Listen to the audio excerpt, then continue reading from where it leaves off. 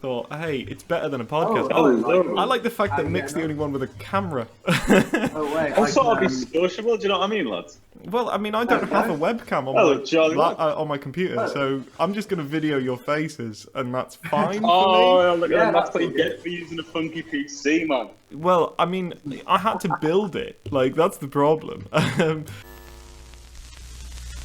I guess we'll start. So you guys have been making some incredible music, or at least the track I've heard that you've released as well is fantastic. And listening to you guys as Riotous Monks as well, fantastic work. And so I was mainly wondering, what's inspired the track, both musically and thematically, really? Oh dear, where yeah, do I start? yeah, we've it's one we've kind of had floating around for a while in various forms. I wrote the lyrics kind of around the whole time of like Brexit and Trump, 2016 era. So Yeah. I think it just kind of felt like I can't. Lyrically, it's kind of meant as more kind of humorous and kind of dark way than just kind of straight nihilistic. But it's kind of a nice manifestation of all that sort of frustration and kind of feeling of helplessness, I guess. Excellent. Were there any like bands that were kind of like a theme and like an influence, or was it just? What were you saying, It's Michael? Yeah, with the song, basically, like, it started life very early on, like, sort of like 2016, 17.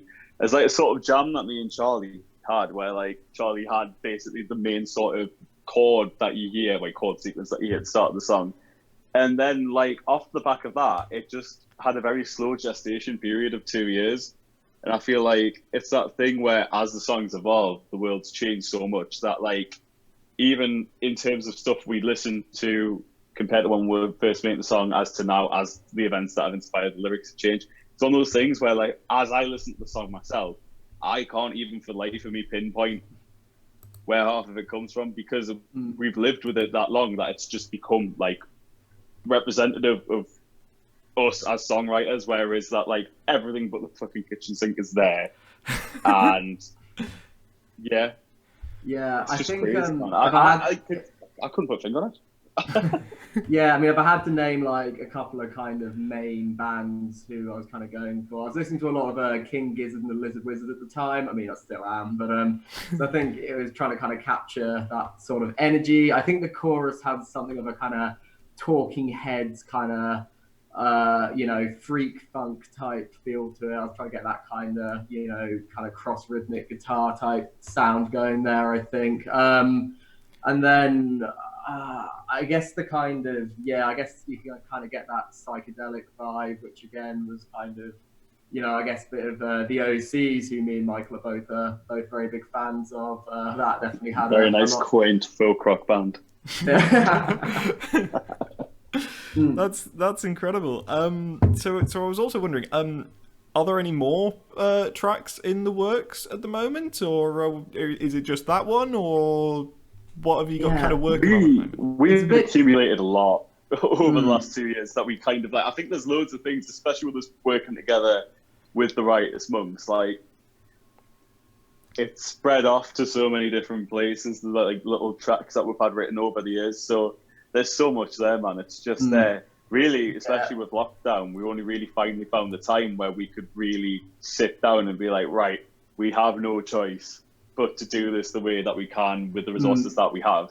I do think it was, especially at the end of the time being right, that it was like, whether we like it or not, this song just has to come screeching into being right now.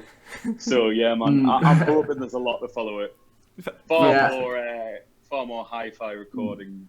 Yeah, we got quite lucky with that one. We kind of recorded the bulk of it in a sort of booze-fueled afternoon, about around December time. So when this whole COVID just the start of December. Hadn't even bloody heard of the thing. So those were the days, weren't they? Like, I bet we wish we were all back then. We're back when sweet innocent days. Oh, Oh I man. can't imagine how many people who are listening to this are going to be like, yeah, oh my word, if only I could go back to December of all times. Like, Remember when we were just worried about Brexit for a stage? Oh, do you remember how that worked? Oh, those were the days. oh, No, but when we was the last time Brexit was Absolutely mentioned crazy. during all of this? God. That's something. So, Yeah. will there be any more of the Riotous Monks lads joining you guys in these tracks, or is it just you two? Or I really don't know. I'd be more than happy to have those two on board, but I feel like it's a bit tricky for drums at the very least because you kind of need a lot more advanced recording equipment and stuff for that. Whereas we're doing this like, about as lo-fi as you can do at the minute. So well, yeah, I've been recording onto like an iPad with just the iPad microphone, I guess. So that's well. Like, I Oh, it's mean, very interesting to work with. yeah, I can well imagine. I mean, chatting to Mick, I kind of got the idea of some of that kind of coming through in its sound and that kind of thing. He said that the different in like styles of microphone like played into it, which I thought really played to like the track's strengths.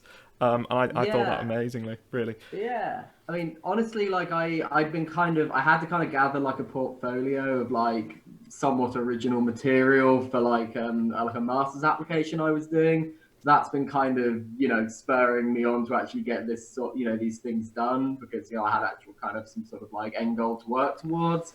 And yeah, Michael's been absolutely brilliant in helping me out with all sorts of I've got sides my of that. uses. I've got my uses. That's awesome. So I'm wondering as well, what other than music has kind of been getting you through this lockdown, and what else has had your time? Dog walks. For me, I've been going like back to a lot of books that I haven't had the time to read. But it's weird. Instead of reading new books, I've been rereading things that I just know like offer the most unreal amount of escapism. And then besides that, listening to a lot of music and spending a lot of time on the PlayStation, which is far less verbose and It doesn't make you sound like the highbrow rock star you're wanting to be, really, does it? You just gotta have honesty, like man of the people, man, Josh. Properly, just Yeah. Well, honestly, I've just been playing Grand Theft Auto and Call of Duty.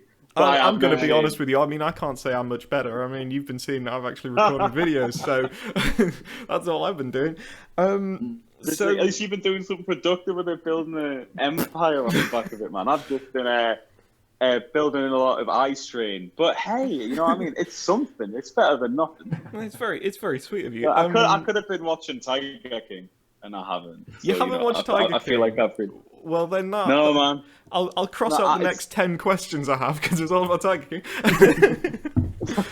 I haven't. That's any consolation. No, You're I more mean, than to be welcome honest, I didn't to. actually have anything on Tiger King. You lied. Well, I do. I'm awful, but After that's this journalism, scramble, baby.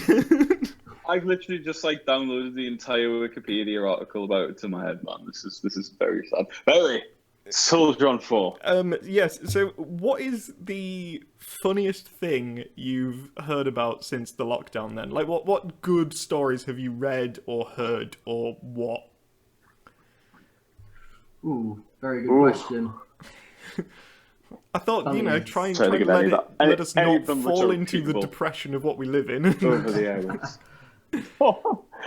Oh man, I mean, I usually have something to hand for this, but really, I would say the only thing that's been keeping me through is just the wonderful sense of humour that we all as human. And I know British people like to credit themselves with having it, but I think it's quite worldwide. There's just been this really great feeling of like just solidarity, but through the funniest memes and the funniest content online possible. And I think it's really got it through for me. Just like almost like poking fun at the bizarre mess that we're in. Like having that ability to just laugh at it and just think, well, it's so absurd that if we don't laugh, we'll cry. I think that's really kept me going. And I just think it is that thing of just being able to have this more time to focus on each other and not have to think about just, because we're all kind of off the whole sort of turnstile of our day-to-day work, play, rest, whatever. We're just taking time for ourselves. I think it's just nice having that time to connect more with people who we've not been able to speak to for ages and things like that. And even making more time for people who chat to on the regular. Yeah. Yeah, just because you kind of have no choice but to like do things, you know, virtually. I feel like I've almost like paradoxically kind of connected with some people I haven't seen in you know a while or really chatted too much.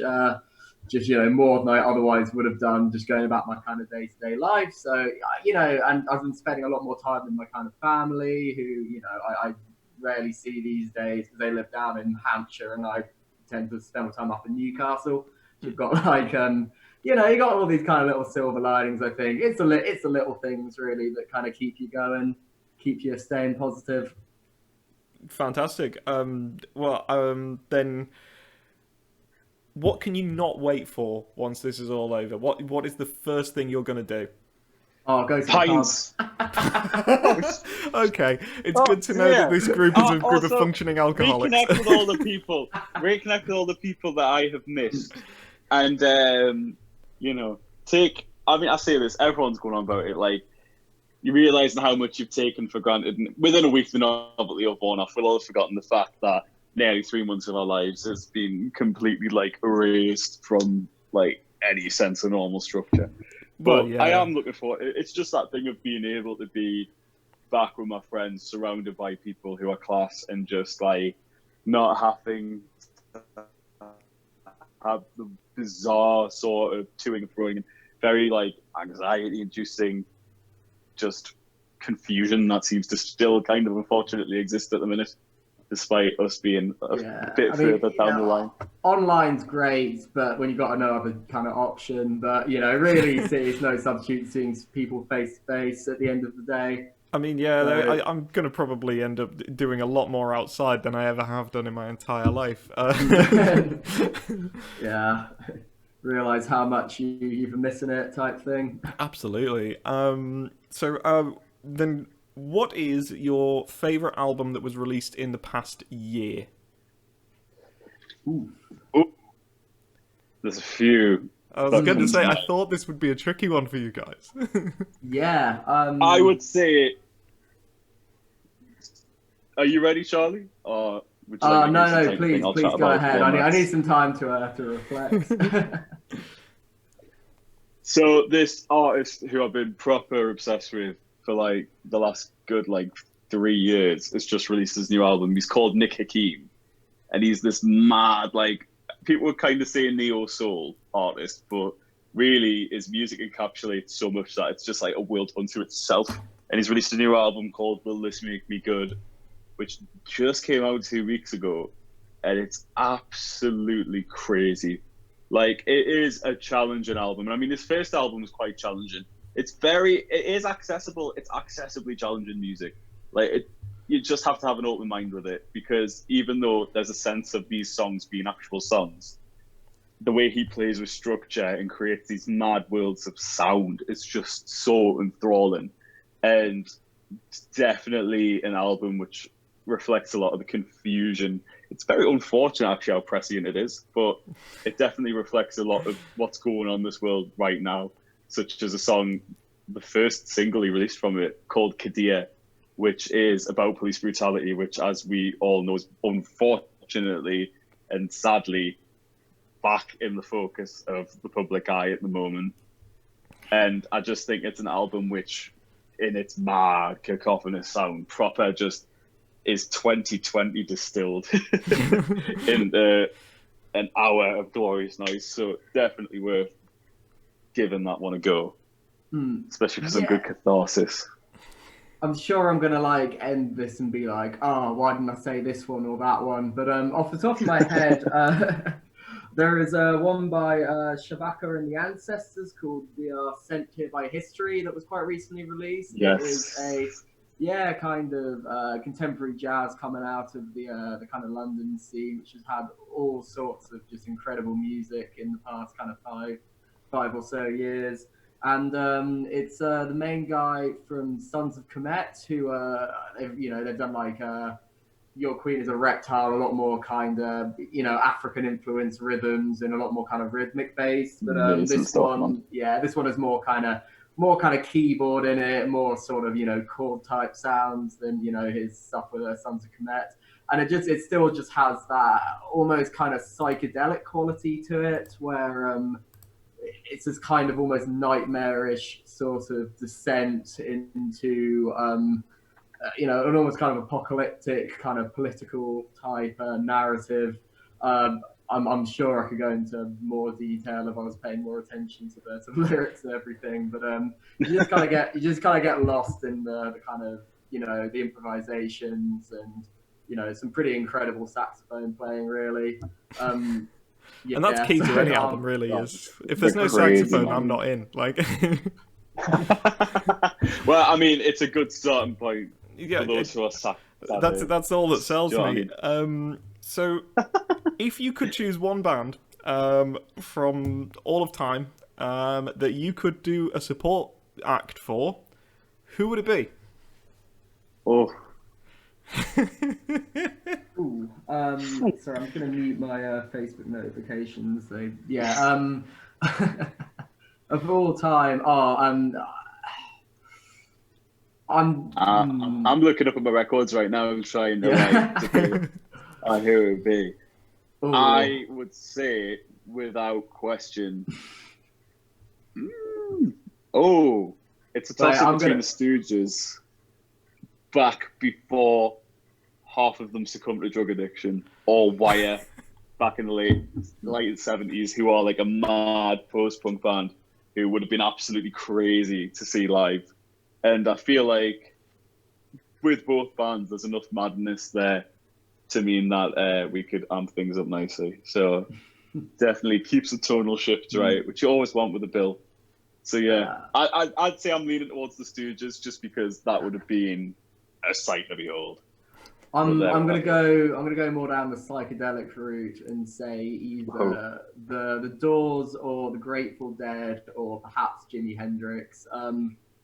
Obviously, three beyond legendary acts at this point, but I think that just for me personally, that whole kind of sound and that whole kind of like approach to kind of rock music and to I guess kind of popular music as a whole is just something that it's always been very kind of inspiring to me. The fact they kind of took what was kind of this fun jangly thing that was enjoyed mostly by teenagers and kind of took it to this whole new artistic height.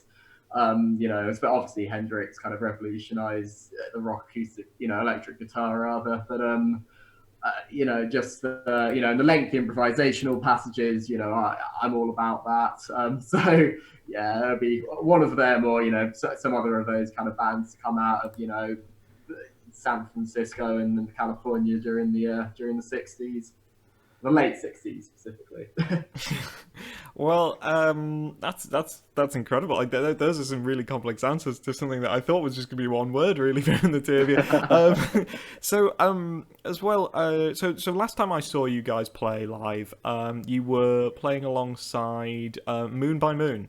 And those amazing guys. And by probably this point in the show, the audience will have heard a track by them, or if they haven't, they can check them out on iTunes. And if you are you chatting to anybody at the moment and seeing if you'd be working alongside anybody, doing any new gigs with them? We haven't yet. We're kind of just trying to get Riotous Monks back on the ground because we had a very, very, very hectic start in 2019 with everything, and then life got in the way for the latter half of last year, and then coronavirus got in the way. Well, yeah, don't worry, we're not going to hold that against you. Yeah, honestly, I am not seeking forgiveness. I just want to get back on it, mate. There's nothing I love more than playing music live and the whole wonderful experience of it, and it's such an honor to be a part of a community like the Northeast as large, where there's so much passion on a DIY level and so many phenomenal venues to support that and facilitate it. So I'm hoping to just get as many opportunities as we can to just get stuck in, because it's a beautiful city and it's a beautiful thing to be a part of. So that's a deep philosophical answer to a very, very... Yeah, it was yes or no, really. Yeah, that is the problem though. It's like you know, as much as I'd love to be kind of planning gigs and stuff for the you know, the glorious return of when all the, you know, venues open up again. I mean, it's just like God knows when that's going to be at this Well, stage. yeah. And yeah, not to bring things down too much. You know, Flipping it's a heck, little Charlie, I worrying. mean, It's come a little on. worrying as to what venues are actually going to be able to reopen again. Like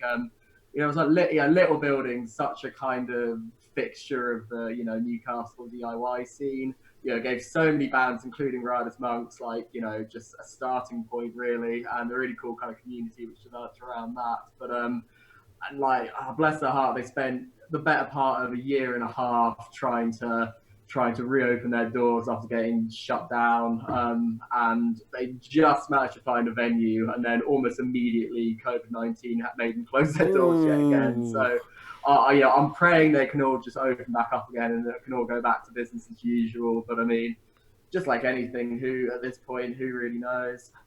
That's a super valid point. So I mean that's all the questions I have.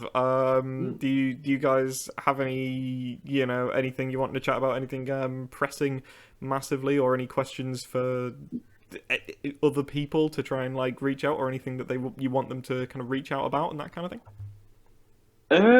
Whoa, my brain is whirring with this right now. Are you okay? Are you a bit drunk? No, man, I'm not. I've been sat out in the sun all day though. So so heat stroke might be it, right? Okay. Well, I have vomited profusely for the last 7 hours. Nah, I'm sound. I've not got heat stroke. That's actually something. It's a sunny weekend, guys. Top up your suntan lotion, because being sunburned is not fun. And no matter how, I've seen 3 people on Instagram complaining about their sunburn. They were all older than me. So it proves, because that's all it takes nowadays, guys. 3 people saying something for it to be a widespread issue. Use your suntan lotion, because skin cancer is no joke. That's very inspiring, Mike. Expiring. Expiring. It's expiring, it is. I, on the other hand, have had a couple of beers. I'm willing to admit, but. Can we just say that the time that you were listening to this, we are having this conversation on Friday night. Charlie is okay. Yeah. So don't worry, it's not like concerned. Tuesday morning. If at 12:30, there's not like a job interview in 3 minutes. Like. Honestly, I'm not even sure I'm going to be awake at 12:30 tomorrow. So that's reasonable. At the very least, you'll know that you've been on, and people will cherish that you've been there. Indeed. Yes. So, do you guys have any social media platforms or anything that you'd want people to reach out to you? Maybe somewhere they can find more of your links for your music and all that kind of thing, or your names? I have a few tracks, including the one that's presumably been played at some point during this. It'll be played just after this interview, actually. Okay, well, if the you one like that's it, following. Yeah, it's SoundCloud. build up. This is. If you like it, Charlie has 2 other songs. Very, very different actually. One of them is a sort of weird, kind of acousticy, psychedelic folk type thing, which Michael, bless his heart, he spent like the better part of 2 weeks just trying to mix. Only 1 week. It was the longest week of my life. But I mixed and mastered it. We must have sent it back and forth about 15 times before we were happy with the results. But that's showbiz. Indeed, it's a creative process, is it not? But yeah, you have Buddha Machine, is it, Michael? Oh God, that is long gone. I do have a SoundCloud. I think it's the Buddha Machine, which I used to release some very experimental albums on. I have, for the good of the public, excised those albums down to some key tracks. So there's some really quite mad experimental things. I record a lot of them when I didn't really have a clue about what I was doing. So they're very charming in that way. I'm going to be honest, I listened to all of them. I loved them. So oh, fair play, man. Thank you. They were just me. Like I was in a band prior to all of this that was far more of the indie mindset. And when I left that band, I met a lot of people through it who probably only really associated me with that thing. So I kind of wanted to freak them out a little bit by making some stuff which was a bit more out there just to kind of say, you've seen that side of me. Here's what I really want to do. And as you can tell, now that I'm in a band that I actually enjoy being in and actually have solid collaborators, I don't release anything anymore because I'm too busy having fun. I don't have to scare anyone anymore. But there's a few things I've had in the pipeline for a while that I'll hopefully be getting out. And if they do come out, they'll be on that particular SoundCloud account.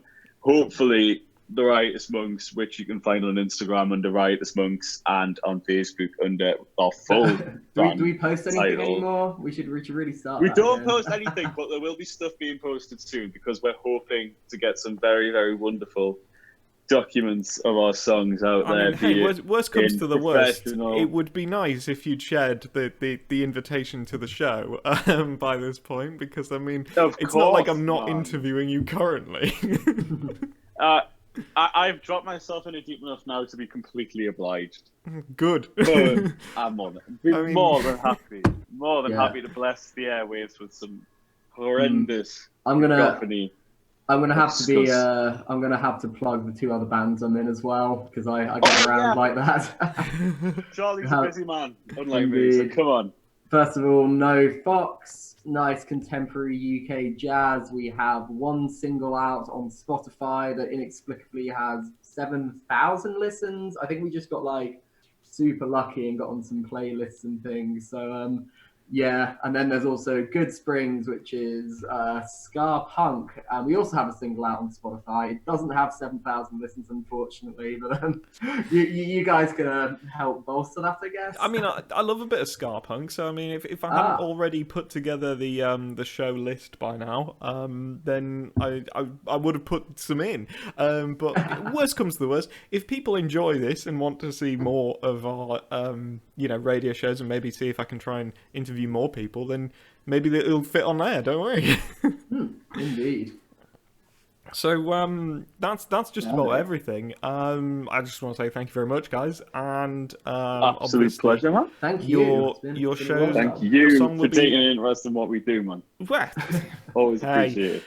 Sharing new music to people, especially because I have just gotten my hands on all of my vinyls, and also my dad gave me all of his. So I have some weird stuff in here. There's I really want to get a flavour of some of your dad's top LPs, man. What are we talking here? Well, I mean, because as well as I know your dad, I don't know what he goes for when it comes to. Okay, then a little bit of a hint, because it will be in the show straight after your track is a track by the Dead Kennedys. It is from their album. From their album. What's it called? It's from Plastic Surgery Disasters? Plastic Surgery Disasters album, yeah. It's Government Flu. So because I very, very topical. Yeah. Well, exactly. I mean, I kind of felt like Kill the Poor was a little too on the nose, and so. But yeah, sometimes you just gotta go for it. Exactly, and we've got some Asia here and everything. So I'll just have you guys over at some point, and we'll just have a nice, chill sit and listen to some old punk music. 2 meters apart with drink. It's 2 meters apart, guys. Well, I mean, especially just like Dominic Cummings does. Do you know what I mean? Not that we've got any strong opinions on Dominic Cummings or the Tory party. I thought, do I bring that up? But I mean, do you want to chat about Dominic Cummings, or do we just leave it? He's a knobhead, and he should apologise and resign. That's just. Well, I mean, at least him driving all that way was the least of... I would say that is the less awful thing. The fact that he had that whole comment about the underclass probably was a bit worse.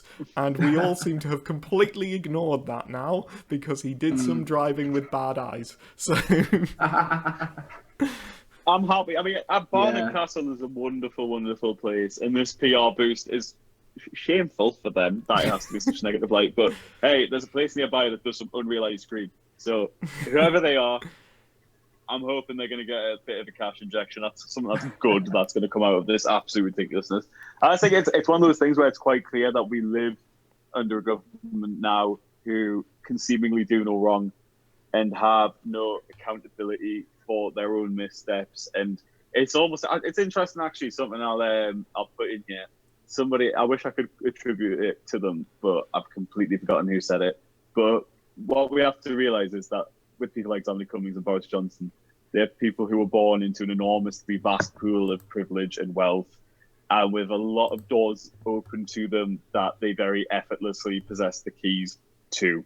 And in doing so, they have never really been denied much. And in doing so, they've also been denied the sort of character building exercises which pretty much everybody from all walks of life encounter through not being always constantly in positions of power.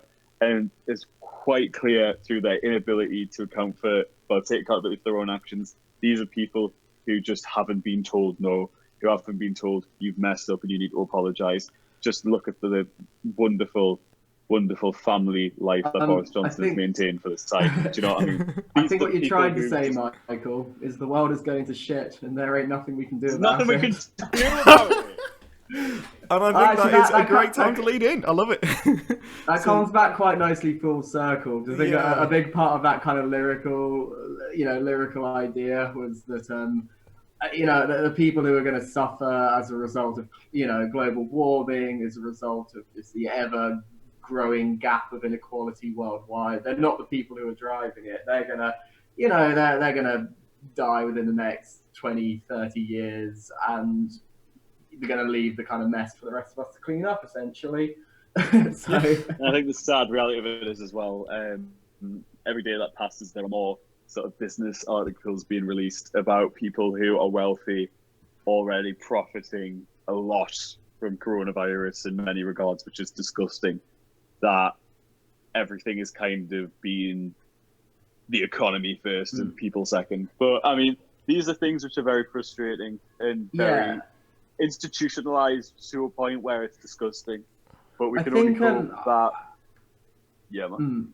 I think it's kind of dangerous with the attitude that this is kind of a new thing as well. You get a lot of people kind of, thinking this is somehow something that's, come about in the last 5-10 years, which I think it's kind of become more blatant to an extent. It's almost become less kind of hush hush.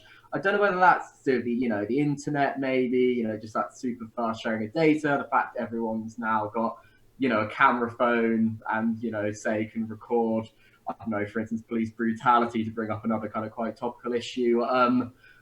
But I think it's kind of this idea that removing a few key figures from power will somehow, just like magically, solve a lot of the ills of the world. And I think what people need to really, start to grasp is that you need a more fundamental shift in the way we, go about, economics and I guess kind of politics. Not to say that I have some sort of, obvious solution to any of these issues, but your phone's broken if you don't necessarily know how to fix it, don't you? So,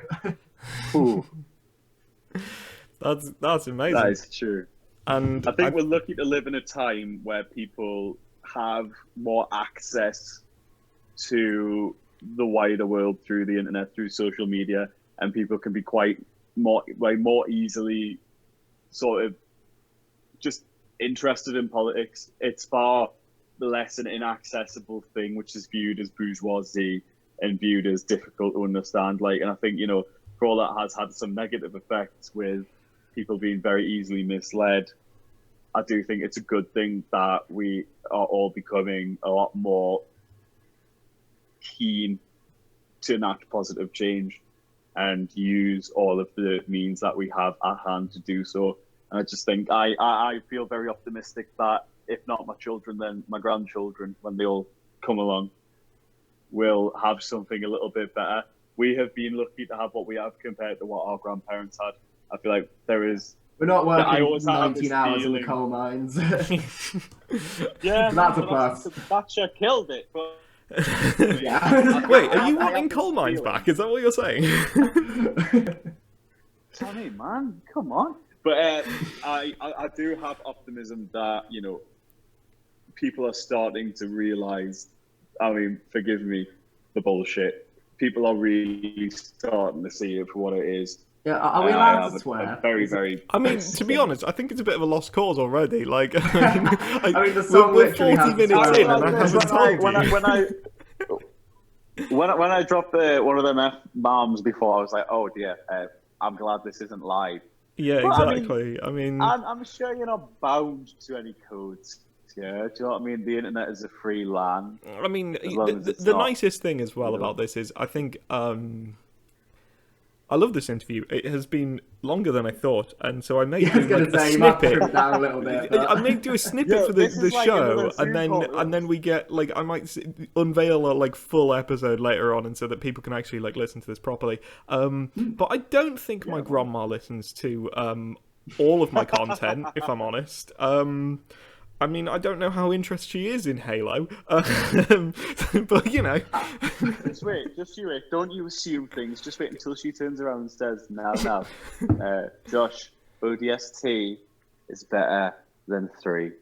To which you'd be very shocked. We're going down the Halo route. I was a big fan of ODST. I thought it brought a whole kind of new angle to the series. I am 100% with you, and I think the worst part is I don't want to use up all of my stuff that I'm probably going to do in some kind of weird video essay later on, because I'm a big dork and I will talk about a game series for way too long, so... Yeah, this has just reminded me of a time when I was probably about 10 or 11, and Josh lent me a copy of Halo 3, and it didn't work. And I was gutted about it. I think how many copies did you get through, Josh? It was at least he wore out his first copy. I'm here. I've owned 3 copies of the 360 Halo 3.